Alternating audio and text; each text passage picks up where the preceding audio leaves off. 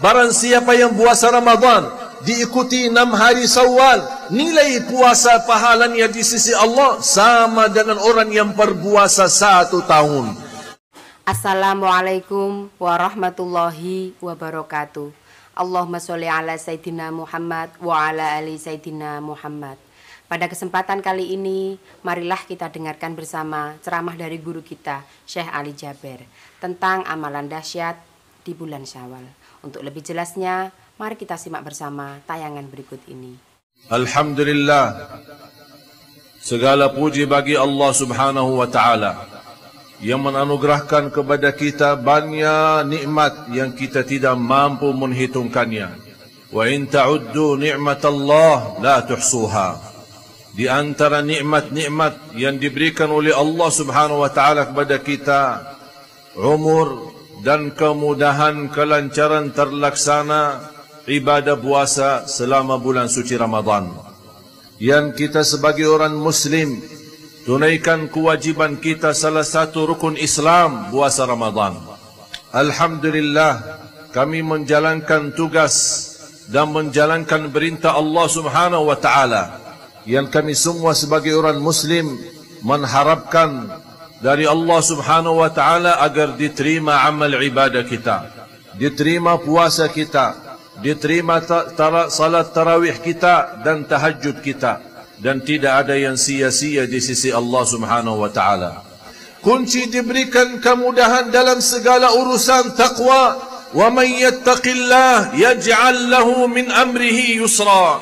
Dengan taqwa terjamin terampuni segala dosa kita, bahkan Allah membalasnya dengan pahala-pahala yang agung. Wa man yattaqillah yukaffir anhu sayyi'atihi wa yu'zim lahu ajra.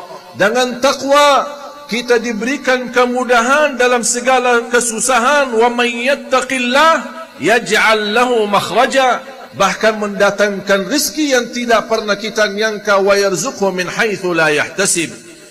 Rasulullah sallallahu alaihi wasallam bersabda di hadis yang sahih yang diriwayatkan Imam Tirmizi, ittaqillaha haitsu ma kunt, bertakwalah kepada Allah di manapun anda berada.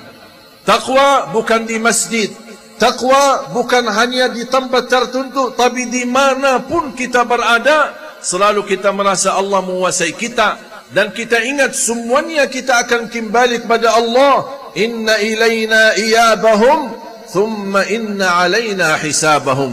Allahu akbar, Allahu akbar, Allahu akbar, la ilaha illallah, wallahu akbar, Allahu akbar, walillahil hamd.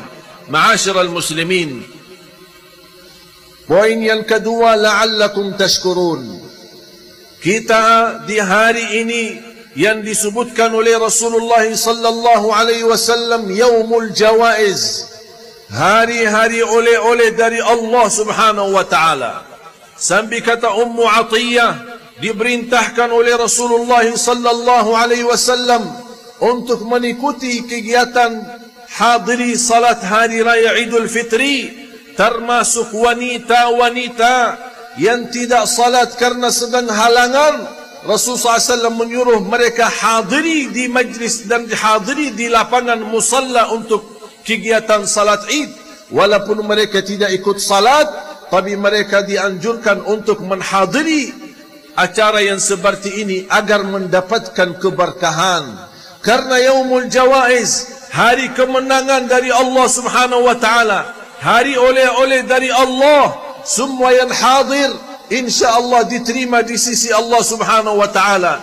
Selepas majlis ini pulang masing-masing sudah diampuni oleh Allah Subhanahu wa Ta'ala, dan tertulis nama kita menjadi hamba yang bebas dari siksa neraka Jahannam. Itulah oleh-oleh Allah Subhanahu wa Ta'ala, hari kebanggaan kita, hari syukur kita kepada Allah Subhanahu wa Ta'ala. Bersyukur atas apa? Atas nikmat kita mampu menjalankan ibadah puasa Ramadan. Kita mampu menjalankan tugas kita salat tarawih, tahajud, khataman Al-Quran.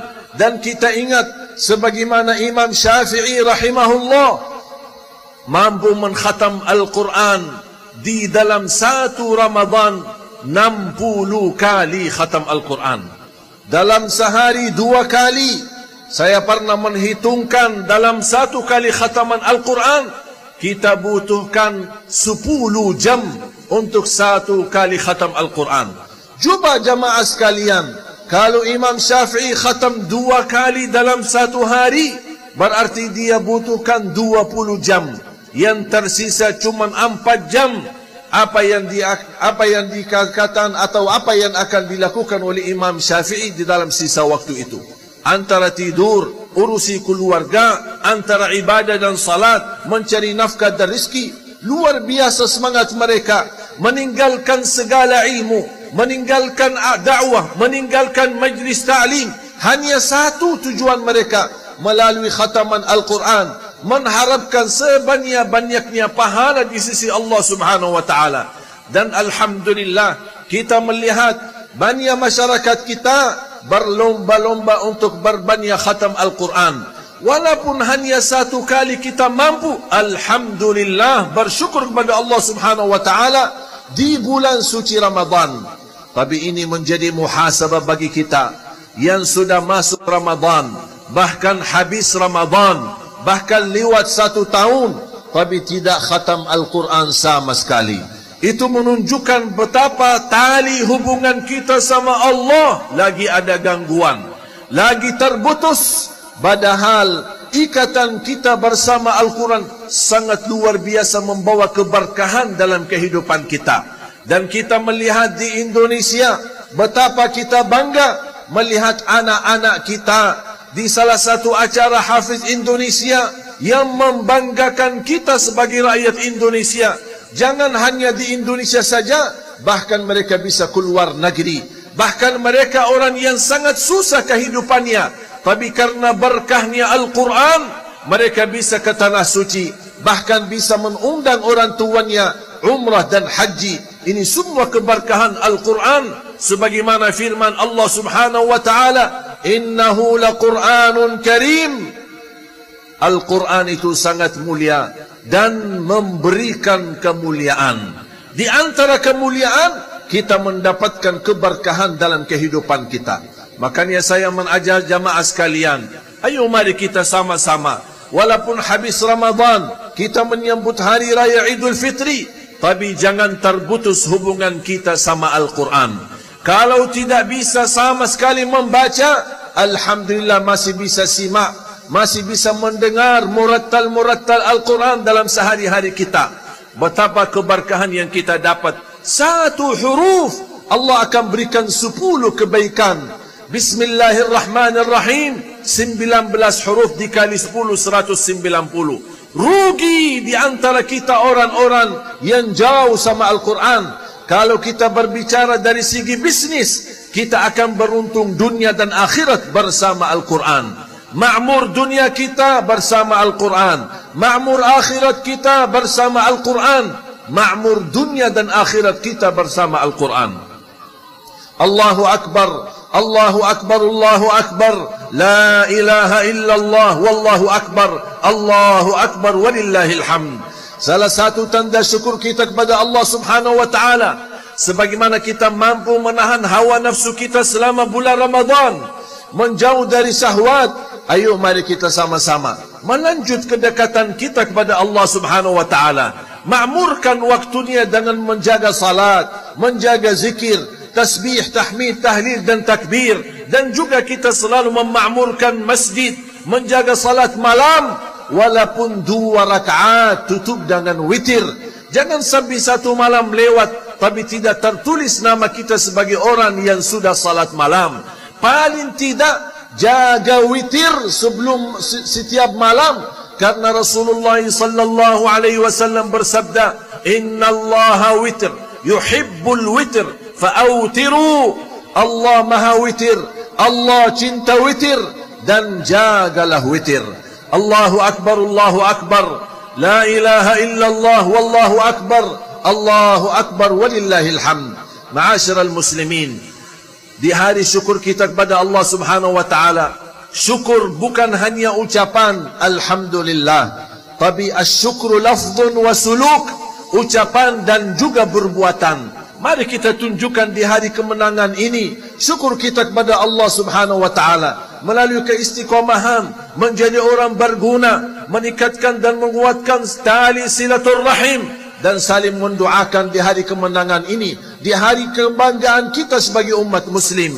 Allahu akbar, Allahu akbar, la ilaha illallah, wallahu akbar, Allahu akbar walillahil hamd.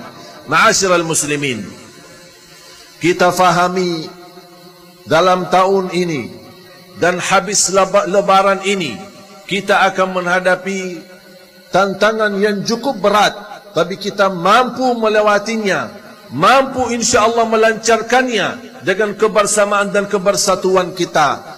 Adalah Pilkada serentak 171 daerah di Indonesia. Pasti ada banyak keluarga kita yang akan terlibat memilih pemimpin. Silahkan kita ikut semua mengikuti dan memilih pemimpin yang baik. Itu menjadi kewajiban kita. Tidak boleh kita orang muslim berkata, saya tidak ada urusan politik, saya mau duduk di masjid, datang ke majlis ta'lim, saya mau urusi anak saya dan keluarga saya tidak mau ikut campur politik kita. Bapak ibu jamaah sekalian, jangan lupa jumlah kita sebagai umat Islam terluas dan terbesar sedunia, dan kita sebagai umat Islam harus memiliki peranan yang luar biasa positif dan baik, yang memberikan tanda bagaimana kemampuan kita membawa negeri kita Indonesia makmur, aman dan damai menjadi baldatun tayyibatun wa rabbun ghafur. Kita sebagai rakyat Indonesia menghadapi tantangan di negeri kita, menghadapi ujian yang begitu berat. Tidak boleh kita pasrah, tidak boleh kita berkata saya tidak mau merubahkan nasib, saya tidak bisa merubahkan apa yang terjadi. Inna Allah la yughayyiru ma biqaum hatta yughayyiru ma bi anfusihim. Allah tidak akan merubah nasib kita, penderitaan rakyat kita, masalah yang kita hadapi, ini semuanya akan menjadi cerita lalu, semuanya akan berlewat. Dan insya Allah sepanjang apapun masa kegelapan, insya Allah akan datang satu saat terbitnya matahari, matahari aman, matahari adil, matahari kemakmuran. Dan kita selalu berdoa untuk diberikan negeri kita oleh Allah Subhanahu wa taala pemimpin yang takwa, pemimpin yang adil, pemimpin yang amanah, yang mampu bersama rakyatnya membawa Indonesia menjadi baldatun tayyibatun wa rabbun ghafur. Tapi ingat, tidak cukup dengan doa saja, tapi wajib kita semua terlibat. Bukan hukumnya boleh, tapi hukumnya wajib. Kita sebagai rakyat Indonesia memilih pemimpin kita, memilih pemimpin di daerah kita, agar kita menjadi orang yang insya Allah terlibat mendapatkan pahalanya di sisi Allah Subhanahu wa taala. Allahu akbar, Allahu akbar, la ilaha illallah, wallahu akbar, Allahu akbar walillahil hamd.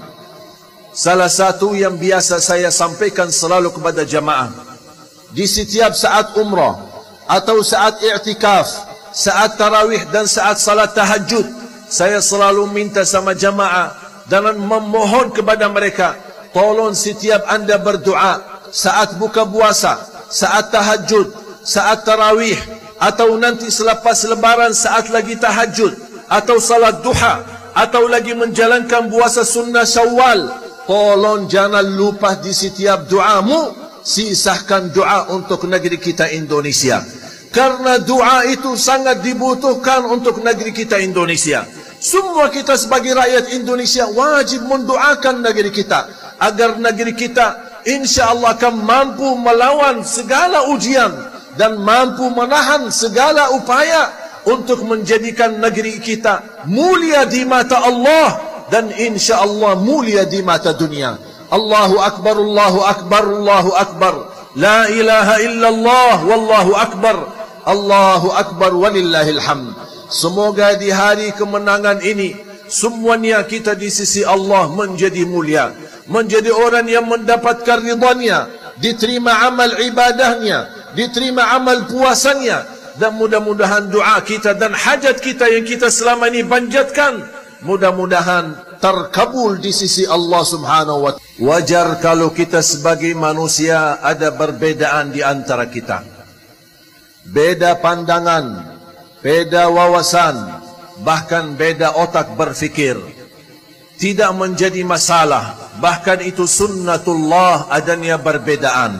Tapi jangan jadikan perbedaan yang menantarkan menjadi permusuhan. Boleh di antara kami beda pendapat dalam beribadah maupun dalam pemikiran dan pandangan untuk Indonesia. Tetapi kita tetap saling mencintai, saling menghormati dan saling menjaga. Kita masih sama satu rakyat di bawah bendera merah putih. Tidak boleh ada orang terlalu gampang mengadu domba di antara kita, apalagi kita sebagai umat Islam. Kita boleh, sebagaimana kita mampu bersatu salat di belakang satu imam, kita harus juga mampu merapatkan saf-saf kita menjadi ummah yang bersatu. Karena nilai dahsyat dan kehebatan kita, kekuatan kita bukan dari segi jumlah, tapi dari segi kebersatuan dan kebersamaan kita. Saya sudah merasakan betapa nikmatnya Indonesia memiliki 714 suku. Tapi alhamdulillah negeri kita aman dan makmur. Beberapa negara yang lain menghadapi tantangan hanya gara-gara berbedaan dengan dua suku. Alhamdulillah kita bersyukur, dan saya bangga sekali menjadi bagian dari rakyat Indonesia yang terlibat memperjuangkan bersama-sama untuk menuju ridha Allah subhanahu wa ta'ala dan kebahagiaan keselamatan dunia akhirat.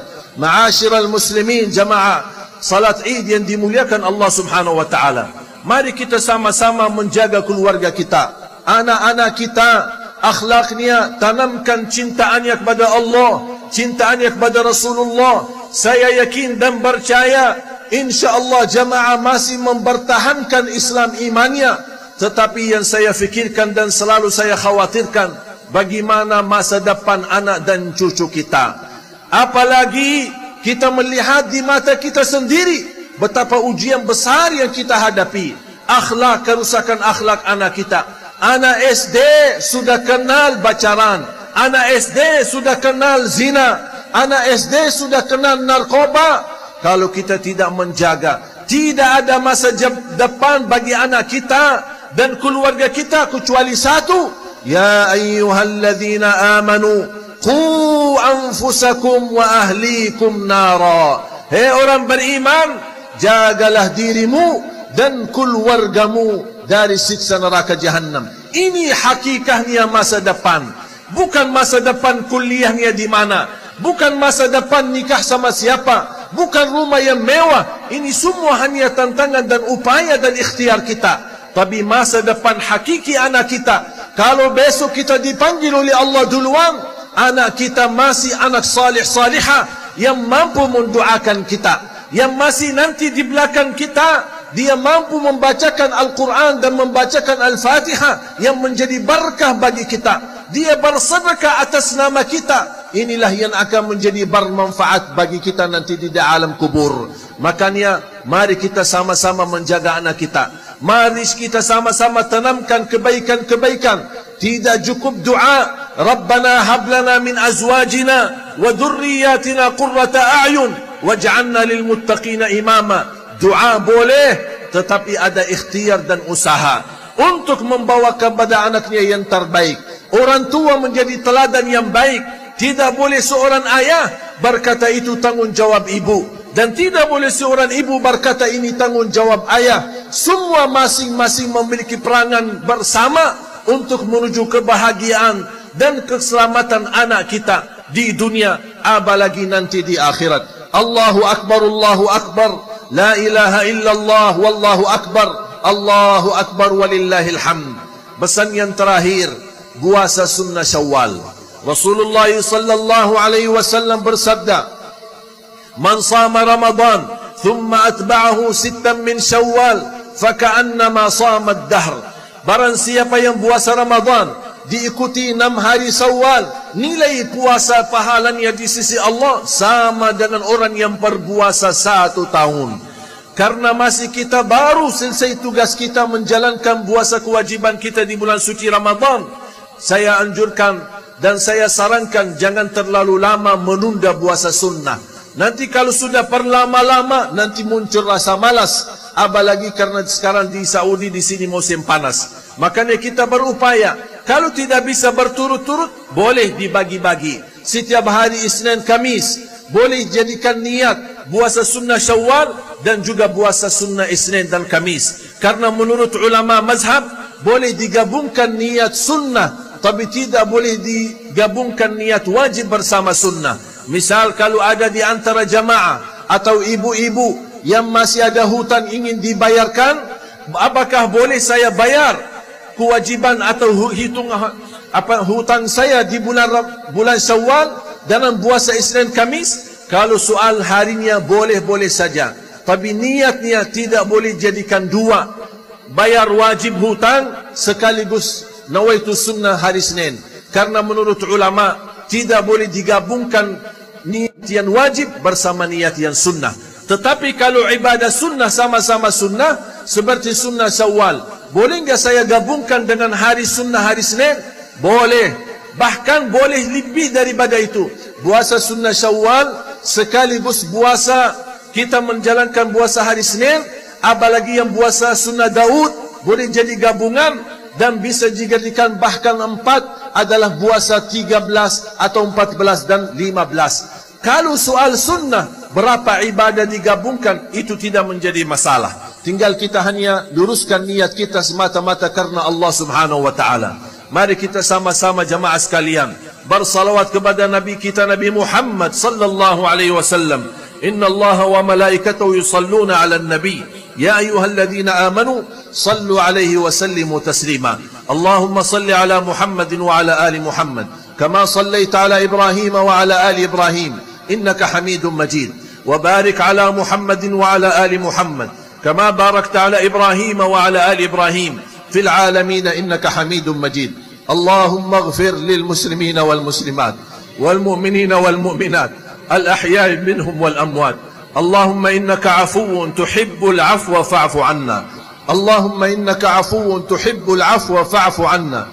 Ya Allah, berilah kepada kami petunjuk pada jalan yang lurus. Istiqamahkan kami ya Allah di atas Islam, iman sampai akhir hayat. Akhiri hayat kami dengan husnul khatimah. Ya Allah, kami harap di hari mulia ini, hari lebaran ini, hari raya Idul Fitri ini, tidak ada di antara jamaah yang sia-sia amalannya, yang sia-sia ibadahnya. Ya Allah, terimalah kami di sisimu ya Rabbal Alamin. Tuliskan nama-nama kami semua hamba-hamba yang bebas dari neraka Jahannam, serta keluarga kami birahmatika ya Arhamar Rahimin. Ya Allah, aku mohon untuk semua jamaah yang hadir selepas acara ini, selepas kegiatan ini, masing-masing pulang sudah diampuni segala dosanya, disucikan hatinya. Demikian pembahasan kita kali ini. Semoga kita semua bisa istiqomah mengamalkannya. Amin, amin, ya Rabbal Alamin. Wassalamualaikum warahmatullahi wabarakatuh.